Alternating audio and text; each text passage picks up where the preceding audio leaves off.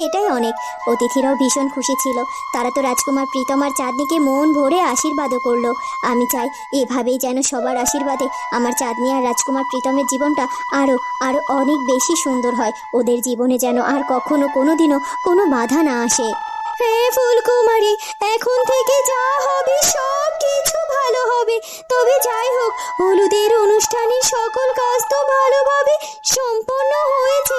আর বেলাও বেশি নেই, কিছুক্ষণ পর সন্ধে নেমে আসবে। আমাদেরকে তো এবার চন্দননগর রাজ্যে ফিরে যেতে হবে, তাই না? কি বলছো কি দিদি, তোমরা এক্ষুনি চন্দননগর রাজ্যে ফিরে যাবে?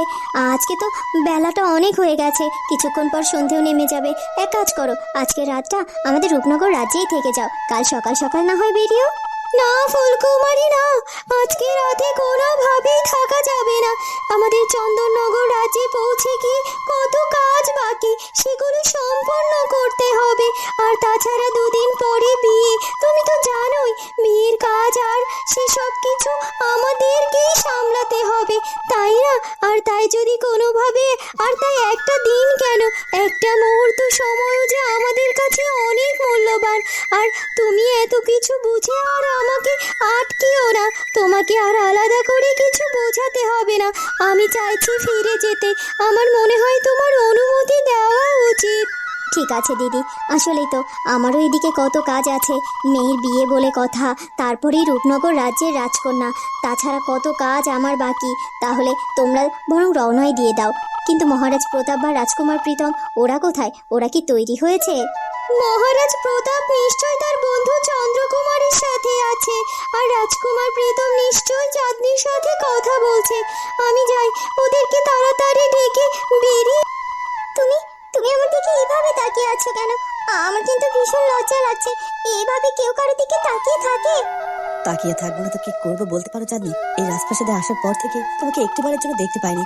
কতটা সময় ধরে অপেক্ষা করছিলাম তোমাকে দেখার জন্য, কিন্তু পরবর্তীতে এমন কিছু কাণ্ড ঘটলো যে তোমাকে সামনে পেয়েও তোমাকে সেরকম ভাবে দেখতে পারিনি। আর এখন একটু সময় পেয়েছি, এখন অন্তত দু চোখ ভরে দেখতে দাও আমাকে। না না, এইভাবে দেখতে হবে না। আর তাছাড়া হলুদের অনুষ্ঠানের সময় তো তুমি আমাকে দেখলে, তখন তোর কোনো বাধা ছিল না। তাহলে এবার আবার এমন ভাবে দেখার কি আছে? তখনও তোমাকে আমি ভালোভাবে দেখতে পারিনি, কারণ সবাই সেখানে ছিল, চোখ খোলা থাকতেও সেভাবে তাকাতে পারিনি। তবে এখন তো এখানে কেউ নেই, আর তাই মন ভরে আমি তোমাকে দেখতে চাই। জানো চাঁদনি, তোমাকে দেখতে না যে ভীষণ সুন্দর লাগছে, এমন সুন্দর ভাবে আমি তোমাকে কখনো দেখিনি।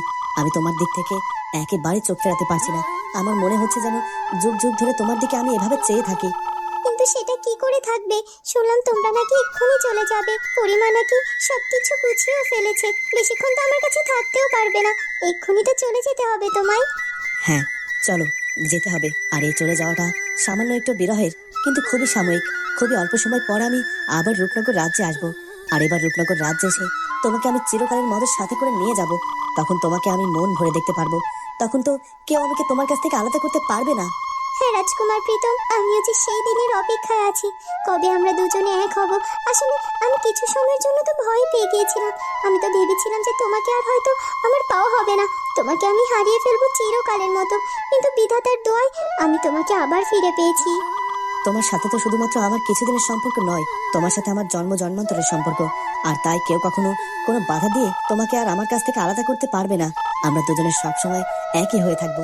তবে আমার একটা কথা তুমি শুধু রাখবে, কোনো কারণে আমাকে ভুল বোঝো না চাঁদনি।